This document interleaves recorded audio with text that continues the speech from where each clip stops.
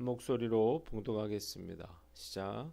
그러나 그들은 그가 행하신 일을 곧 잊어버리며 그의 가르침을 기다리지 아니하고 광야에서 욕심을 크게 내며 사막에서 하나님을 시험하였도다. 그러므로 여호와께서는 그들이 요구한 것을 그들에게 주셨을지라도 그들의 영혼은 쇠약하게 하셨도다. 그들이 진영에서 모세와 여호와의 거룩한 자 아론을 질투하며 땅이 갈라져 다단을 삼키며 아비람의 당을 덮었고 불이 그들의 당에 붙으며 화염이 악인들을 살랐도다. 그들이 호렙에서 송아지를 만들고 부어 만든 우상을 경배하여 자기 영광을 풀먹는 소의 형상으로 바꾸었도다. 애굽에서 큰 일을 행하신 그의 구원자 하나님을 그들이 잊었나니 그는 하메 땅에서 기사와 홍해에서 놀랄 만한 일을 행하신 이시로다. 그러므로 여호와께서 그들을 멸하리라 하셨으나 그가 택하신 모세가 그 어려움 가운데에서 그의 앞에 서서 그의 노를 돌이켜 멸하시지 아니하게 하였도다. 그들이 그 기쁨의 땅을 멸시하며 그 말씀을 믿지 아니하고 그들의 장막에서 원망하며 여호와의 음성을 듣지 아니하였도다. 이러므로 그가 그의 손을 들어 그들에게 맹세하기를 그들이 광야에 엎드러지게 하고 또 그들의 후손을 뭇 백성 중에 엎드러뜨리며 여러 나라로 흩어지게 하리라 하셨도다. 그들이 또 부올의 바알과 연합하여 죽은 자에게 제사한 음식을 먹어서 그 행위로 주를 경노하게 함으로써 재앙이 그들 중에 크게 유행하였도다. 그때 비느하스가 일어서서 중재하니 이에 재앙이 그쳤도다. 이 일이 그의 의로 인정되었으니 대대로 영원까지로다. 아멘. 오늘은 시편 106편 말씀을 가지고 하나님이 그들을 잊었나니 라고 하는 제목으로 묵상 나눔하도록 하겠습니다. 오늘 본문 13절로 31절까지의 내용은 출애굽 이후 광야에서의 이스라엘 백성들의 불순종에 대해서 나와 있습니다. 자, 출애굽 사건의 회고를 통해서 이스라엘의 죄악과 하나님의 은혜를 고백한 시인은 이제 출애굽 이후 광야에서의 불순종의 사건에 대해서 이야기하고 있습니다. 첫째로 13절로 15절은 탐욕으로 인한 반역이 나와 있어요. 홍해를 건너게 하신 하나님께 대한 이스라엘의 감사는 아주 일시적이었습니다. 이스라엘 백성들은 출애굽기 15장 24절에 마라에서 물이 없다 이렇게 원망을 했어요. 그리고 출애굽기 16장 3절에는 신광야에서 먹을 것이 없다 라고 원망을 했고 또 민수기서 11장 4절에는 신의 광야에 고기가 없다 이렇게 하나님을 원망하고 시험하기를 그치지 않았습니다. 두 번째는 16절로 18절인데요. 권위에 대한 반역이 나와 있습니다. 고라는 모세와 사촌지간으로서 제사장의 특권이 아론의 자손들에게만 세습되는 데 대해서 이의를 제기하고 또 시기하고 질투를 합니다. 또한 르우벤 지파의 다단과 아비람과 온은 장자 지파의 르우벤 지파가 이스라엘의 정치적인 주도권을 장악해야 한다 이렇게 생각을 했어요. 고앗 자손들과 르우벤 지파는 회막의 남쪽에 나란히 진을 치고 있었는데 서로의 원망과 불평에 대해서 공감하다가 의기투합하여 250명의 지도자들까지 충동해서 모세와 아론에게 반역을 일으켰습니다. 이게 바로 민수기서 16장에 나와 있습니다. 이 일로 인해서 하나님께서 반역에 관련된 자들을 땅이 삼키게 하시고 불사르시게 됩니다. 세 번째는 19절로 23절로 우상 숭배를 통한 반역에 대한 이야기가 나와 있습니다. 또한 그들은 모세가 십계명을 받으러 산에 올라간 사이에 금송아지를 만들어서 그 앞에 절을 하게 됩니다. 출애굽기 32장에 나오죠. 하나님의 영광을 소의 형상으로 바꾸었습니다. 그들은 애굽에서 기적을 일으키신 구원자 하나님을 잊었고 홍해를 가르고 그들을 구원하신 일도 모두 다 잊어버렸습니다. 이에 분노하신 하나님께서 이들을 모두 멸절시켜 버리겠다 이렇게 선언하셨는데 모세의 목숨을 건 중보기도로 인해 하나님께서 심판을 거둬들이게 됩니다. 네 번째는 24절로 27절 약속의 땅을 저버린 반역에 대해서 나와 있습니다. 그들은 가데스 바네아에서 10명의 청탐꾼의 보고를 듣고 두려움에 빠져서 약속의 땅을 혹평하고 주님의 약속도 믿지 않았습니다.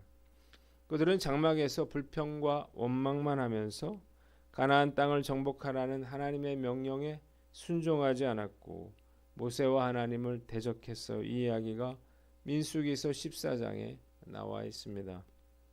이에 하나님은 그들을 광야로 돌려보내시고 여호수아와 갈렙을 제외한 출애굽 1세대들을 40년간 광야에서 유래하게 하시고 그리고 모두 광야에서 죽게 만드셨습니다.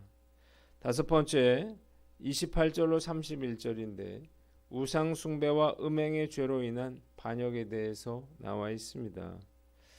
미디안과 연합한 모압의 왕 발락이 발람으로 하여금 이스라엘을 저주하게 하죠.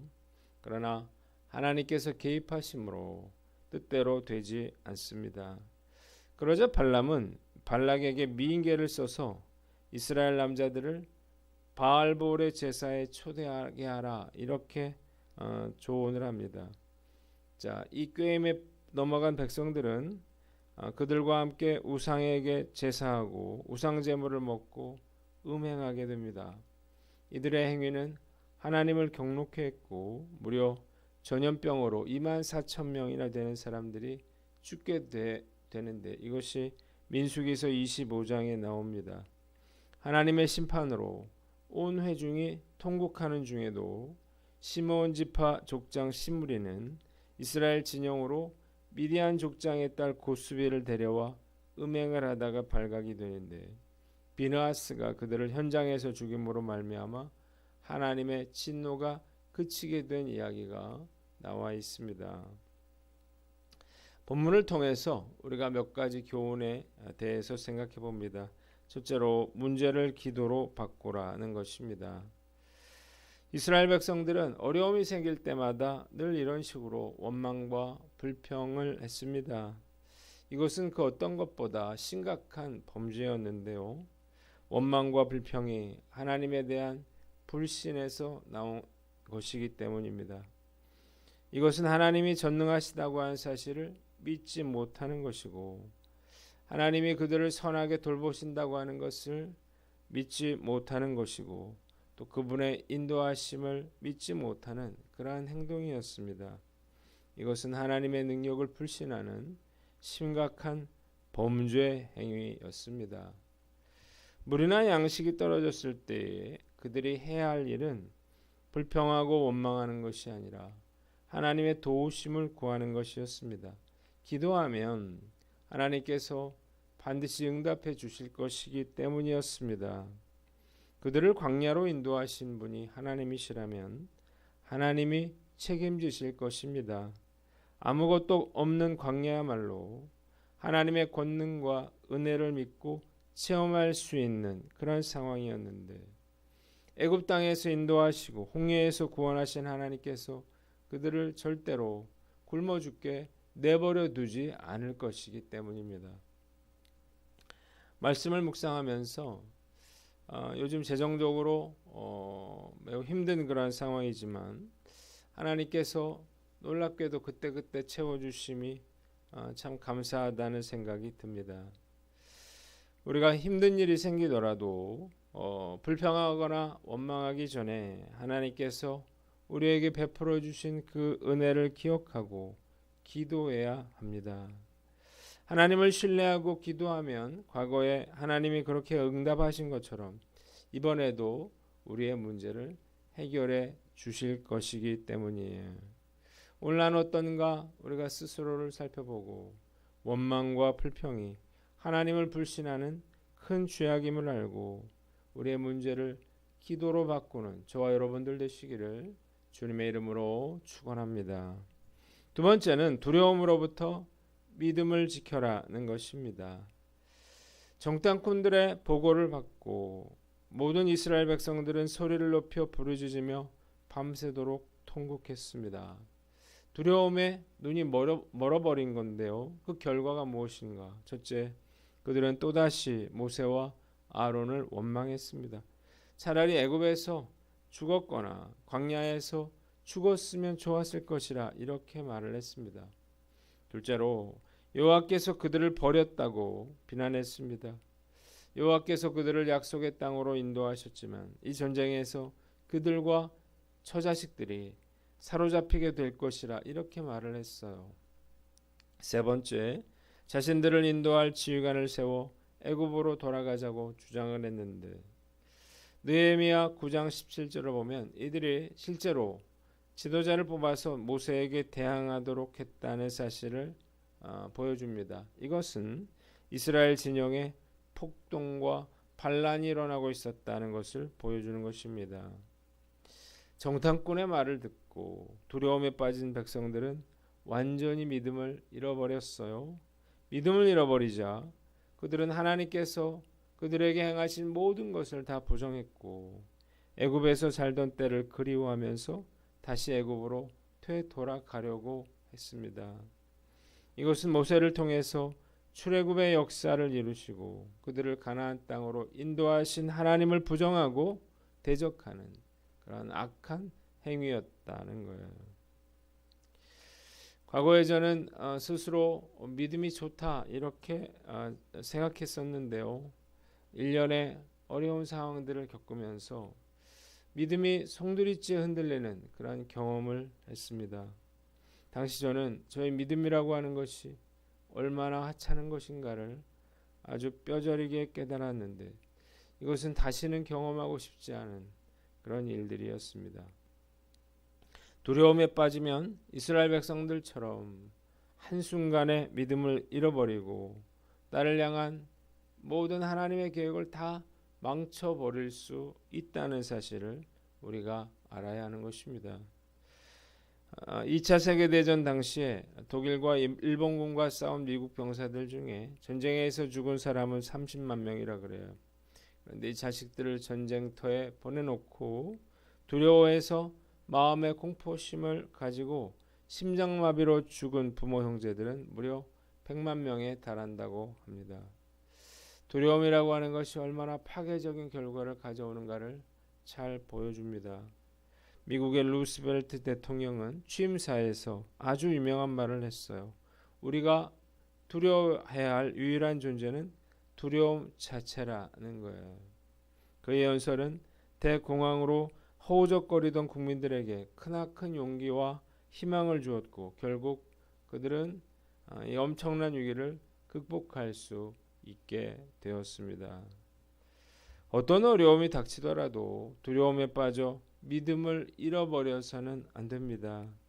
현실이 어려울수록 하나님께서 나에게 베풀어 주신 그 은혜를 구원을 기억하고 그 하나님의 약속을 신뢰할 수 있어야 하는 것입니다. 다시 위기에 처한다면 어떻게 될지 자신할 수는 없지만 믿음 없이 신앙생활을 할 수는 없을 거예요. 오늘 나는 어떤가 우리가 살펴보고 믿음을 잃어버린 자에게 미래가 없음을 알고 두려움으로부터 나의 믿음을 소중히 지켜나가는 저와 여러분들 되시기를 주님의 이름으로 축원합니다. 마지막으로 음행의 유혹을 물리쳐라는 거예요. 하나님께서는 발람을 통해서 이스라엘을 저주하려던 발락의 음모로부터 강권적으로 발람의 입까지 막으시면서 이스라엘 백성들을 보호해 주셨습니다. 그러나 백성들은 음행의 유혹에 너무나도 손쉽게 무너졌어요. 그래서 우상 숭배에 빠졌죠. 우리를 무너뜨리는 가장 위험한 마귀의 미혹은 거창한 영적 전쟁과 핍박이 아니라 음행과 같은 그런 작은 유혹에서 시작될 수 있다는 사실을 깨달으시기를 바랍니다. 괴력의 소유자 삼손도 마찬가지예요. 그 누구도 그를 무너뜨릴 수 없었지만 들릴라의 유혹에 넘어가서 머리가 잘리고 두 눈이 뽑히고 맷돌을 돌리는 그러한 신세가 되고 말았습니다. 다윗도 마찬가지죠.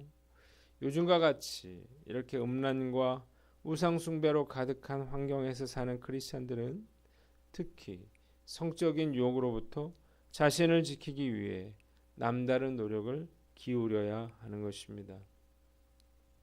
성적인 유혹으로부터 나를 지키는 방법은 몇 가지가 있는데요. 첫째로 매 순간 예수님을 인식하며 사는 것입니다. 진짜 예수님이 내 곁에 계신다 이렇게 생각된다면 쉽게 이런 성적인 유혹에 넘어가지 못할 것입니다. 예수님을 늘 생각하며 동행하며 살아야 할 이유가 여기에 있습니다. 둘째로 경건의 생활을 위해서 노력하는 거예요. 말씀 묵상과 기도와 같은 경건의 생활은 영에 이르기에 자연스레 육의 생각을 줄어들게 만듭니다. 그런데요, 형식적인 그런 말씀 묵상과 기도는 효과가 없어요. 하려면 제대로 해야 합니다. 말씀 묵상과 기도를 찐으로 하면 자기도 모르게 거룩해지고 더럽고 음란한 것들을 멀리할 수 있게 됩니다. 결코 방심하지 말고 하나님의 말씀으로 철저하게 무장하여 어떠한 형태의 유혹과 어려움이 있더라도 흔들리지 않는 구별된 삶을 살아가는 저와 여러분들 되시기를 바랍니다. 마지막으로 나를 음란으로 이끄는 통로를 철저히 막아야 하는 것입니다. 쥐가 집 안으로 들어오지 않게 하려면 철저하게 쥐구멍을 막아야 합니다. 이런 것처럼 음란한 세상에서 나를 지키기 위해서는 나를 음란으로 이끄는 통로를 철저하게 막아야만 합니다. 음란한 사진, 음란한 영상, 음란한 이야기는 극히 조심해야 합니다. 이것은 나이가 많거나 어리거나 결혼을 했거나 안 했거나 남자거나 여자거나 상관이 없어요. 뇌가 자극을 받으면 도파민이 나오는데 이를 참아내는 것은 불가능한 일이기 때문이에요. 요즘 텔레그램 딥페이크 영상으로 인해서 전국의 중학교, 고등학교, 대학교의 학생들이 큰 고통을 받고 있다 그래요. 이런 일에 한번 잘못 연루된다면 인생이 망가질 수 있습니다. 쇼츠 영상도 제가 보기에는 매우 조심해야 한다 이런 생각이 듭니다. 별 생각 없이 쇼츠를 보다가는 결국 야한 영상들이 나오고 이런 영상들이 나를 음란물의 세계로 끌고 들어갈 수 있는 것입니다. 철저하게 이런 것들을 멀리하다 보면 생각에서 사라지게 됩니다. 생각에서 사라지면 더 이상 유혹이 되질 않습니다. 저희 집엔 TV가 없는데 TV를 안 본 지가 수십 년이 되다 보니까 전혀 TV가 유혹이 되지 않아요. 어디 그 다른 곳에 이제 묵게 되더라도 TV를 켜지 않게 되는 거죠. 음란은 조금씩 우리들을 죄악 가운데로 인도하다가 결국엔 아무것도 할 수 없게 만듭니다. 그래서 우리가 이런 것들을 철저하게 관리하는 게 중요한 거예요.